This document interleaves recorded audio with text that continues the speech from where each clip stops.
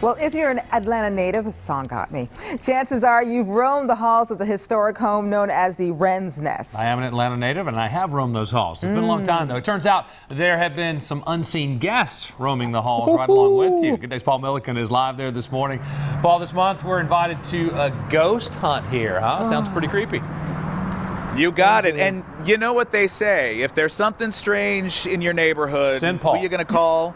Paul Milliken and Tim Whaley. And here's the thing. Tim has already made it very clear that if something strange happens, he's dropping the camera and he's running. So we'll see how this goes. I don't know how this is going to end, but welcome to the Wren's Nest. This is really a fascinating home, whether you believe in ghosts or not. It was built back in the 1870s, and at the time, it was really just a modest farmhouse. And then writer Joel Chandler Harris, who you see right there, moved in around 1880 and built it into the beautiful home it is today. Now, this has been a museum for more than 100 years, so nobody's lived here in a really long time. That said, paranormal investigators believe this house absolutely has residents.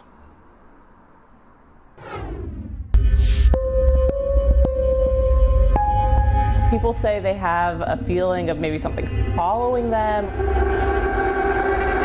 or just kind of an eerie feeling in certain rooms. It's fitting that in a home once owned by a beloved writer, so many people come away with stories of their own. I come in every morning and say good morning to Mr. Harris and good night when I leave in the afternoon, so I'm hoping we're just keeping him happy. Mr. Harris is Joel Chandler Harris, who lived in this Atlanta home called the Wren's Nest and wrote many of his world-famous Brer Rabbit and Uncle Remus tales right here on the front porch. He was a journalist for the Atlanta Constitution and wrote the stories first for the newspaper and then eventually published them into books. Today, the Wren's Nest is a museum left pretty much intact by the Harris family. She wouldn't sit for photographs, so this is the only image that we have of Harris's mother. Which makes it a perfect place for a very special kind of visitor.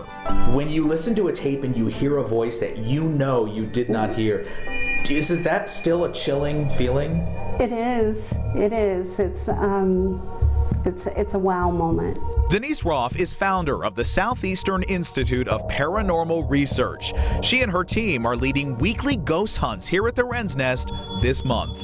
We use EMF meters, digital voice recorders, full spectrum cameras. What it's doing is scanning radio waves, so you're hearing static. We set the cameras up in the location and then we just go room to room. We sit in the dark, we ask questions.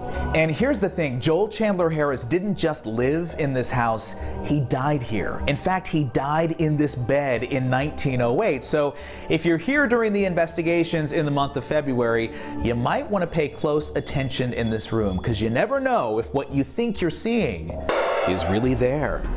We've heard about footsteps following people. We've heard about two children that play near the front staircase. We've heard stories that people think that they have seen Mr. Harris here in the house. Many, of course, don't believe the haunted hype, but check this out. When we shot this video of the house, it was empty. So why is the curtain moving? Maybe it's air from a vent, or maybe Mr. Harris was just checking in. And I promise you that is true. There was nobody in the house when we got here and we shot that video, and then I watched it back and the curtain was moving. Now we're standing inside Joel Chandler Harris's bedroom right now, and this is the rocking chair he would sit in on the front porch when he was writing his stories. This is the bed in which he slept and also the bed in which he passed away. And by the way, he slept in here by himself. His wife and mother-in-law slept in the bedroom across the hall. Perhaps that was the key to a happy marriage. I don't know. Now I can tell you this past Saturday during the first paranormal spirit hunt, something really strange did happen. I've already gotten the first report, but to find out what it is, you got to watch my next report coming up live in the 9 o'clock hour. Guys, we'll see you then. I hope Mr. Harris likes your report because he may follow you home. Listen, I hope he does too. Like I said, if something happens, Tim will drop that camera live on TV. You will hear screams as he runs out the front door, and I'll just be paralyzed in fear right here. I don't blame him. I don't want to scare you, Paul, but the leaves are moving behind you. I don't know if that's the wind blowing or something creepier, but they're just slightly. Do that to me. Don't. You never know around here. Don't do this. Look, you're bad. You're bad. Well, investigations with the Southeastern Institute of Paranormal Research will take place Saturdays this month from 5 to 9 p.m. Tickets are $50 per person and include a dinner and drink ticket. Participants must be at least 18 years old.